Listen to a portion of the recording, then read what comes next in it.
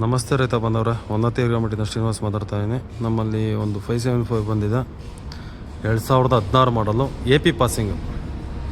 ಇದೊಂದು ನೀವು ಗಮನದಲ್ಲಿರಲಿ, A P passing NOC ಬರುತ್ತೆ.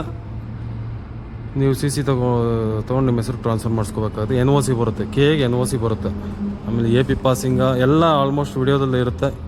ಇಂಟ್ರೆಸ್ಟ್ ಇರ್ತಕ್ಕಂಥವ್ರು ಮಾತ್ರ ಕಾಲ್ ಮಾಡಿ, ದಯವಿಟ್ಟು ಅನ್ನೆಸೆಸರಿ ಕಾಲ್ ಮಾಡೋಕ್ಕೆ ಹೋಗಬೇಡಿ. ಫೋಟೋಸು ಅಟ್ಯಾಚ್ ಮಾಡಿರ್ತೀನಿ ವಿಡಿಯೋದಲ್ಲಿ.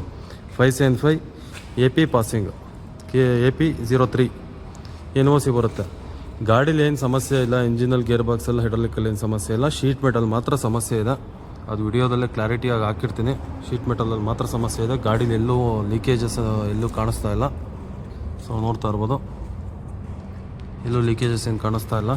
ಸೊ ರೀಬೇಲ್ ಟೈರ್ ಇದೆ, 80% ಟೈರ್ ಇದೆ. ಬ್ಯಾಕು ಫ್ರಂಟ್ ಒಂದು 50% ಇದೆ, 50 ಇಲ್ಲ ಒಂದು 40% ಇದೆ.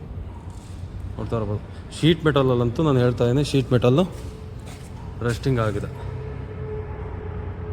ವಿಡಿಯೋದಲ್ಲೇ ಕ್ಲಾರಿಟಿ ಇದೆ. ಗಾಡಿದು 4 ಫೋಟೋ ಅಟ್ಯಾಚ್ ಮಾಡಿರ್ತೀನಿ. ಆ್ಯಕ್ಸಲಲ್ಲಿರ್ಬೋದು, ಎಲ್ಲೂ ಲೀಕೇಜ್ ಇಲ್ಲ.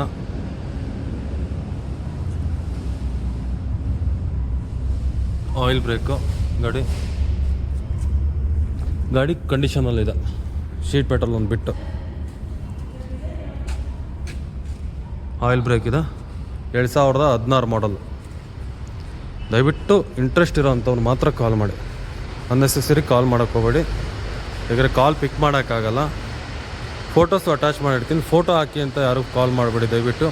ಫೋಟೋಸ್ ಎಲ್ಲ ಅಟ್ಯಾಚ್ ಮಾಡಿರ್ತೀನಿ, ಆ ವಿಡಿಯೋದಲ್ಲಿ ನೋಡಿಬಿಟ್ಟು ಗಾಡಿ ರೇಟ್ ಬಗ್ಗೆ ಮಾತಾಡೋದಕ್ಕೆ ಕಾಲ್ ಮಾಡಿ ದಯವಿಟ್ಟು, ಸರಿನಾ? Thank you so much.